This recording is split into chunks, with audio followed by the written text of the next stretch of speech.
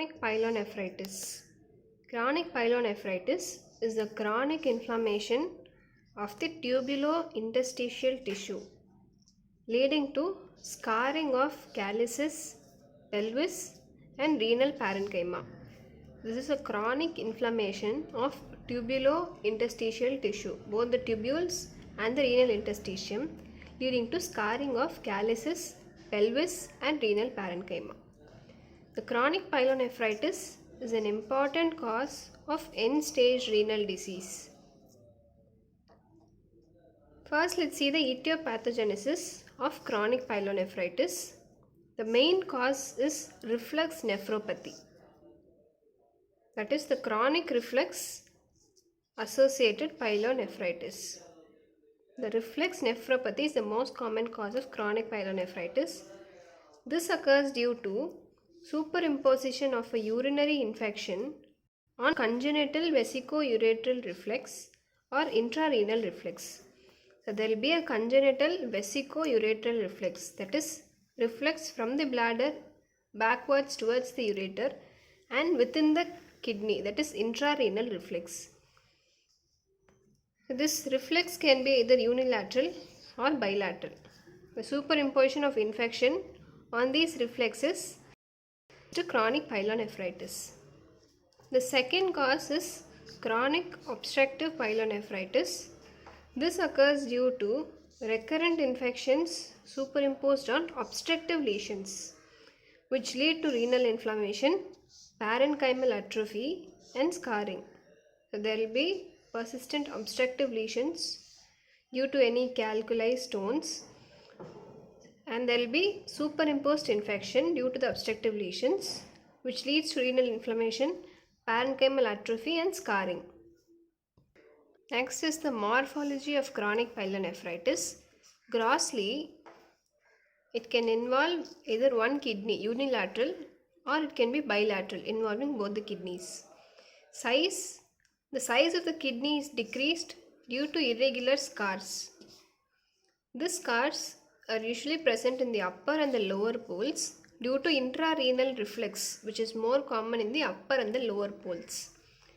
Next, the size of the kidney is decreased due to scars, and the scars are coarse and well defined. Next is the calyces. The calyces are thickened and irregular with scarring, and the papillae are flattened.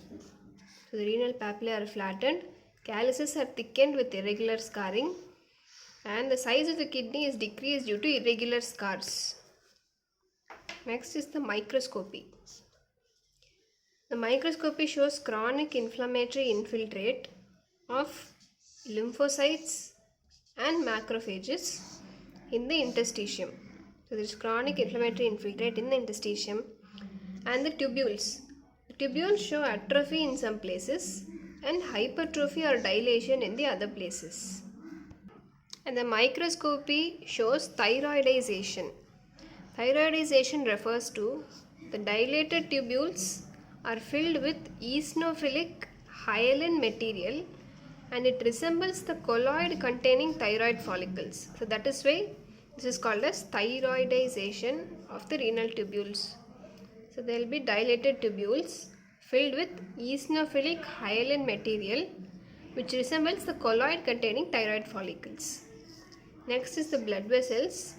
The blood vessels show end arteritis obliterans, and if hypertension is present, the blood vessels show hyaline arteriosclerosis. Next is the glomeruli showing periglomerular fibrosis and the calyces. The calyceal epithelium is surrounded by fibrosis and dense chronic inflammatory infiltrate. So the epithelium is surrounded by fibrosis and the dense chronic inflammatory infiltrate. Next, let's see about xanthogranulomatous pyelonephritis, which is one of the forms of chronic pyelonephritis. The xanthogranulomatous pyelonephritis is an unusual, rare form of chronic pyelonephritis which is associated with proteus infection. Morphology of xanthogranulomatous pyelonephritis. Grossly, The cut surface shows large yellow-orange nodules, so it may be confused with renal cell carcinoma. And the calculi are present in staghorn appearance. So this is called a staghorn calculi, which resembles this. Resembles the staghorns, so this is called a staghorn calculi. Next is the microscopy. In the microscopy, the interstitium shows foamy macrophages, plasma cells, and the lymphocytes, that is the chronic inflammatory infiltrate. Lastly, the clinical features. The clinical features include back pain, fever, pyuria, and bacteriuria. Pyuria is pus in the urine, and bacteriuria is presence of bacteria in the urine. These are the clinical features of chronic pyelonephritis. That is all about chronic pyelonephritis. Thank you.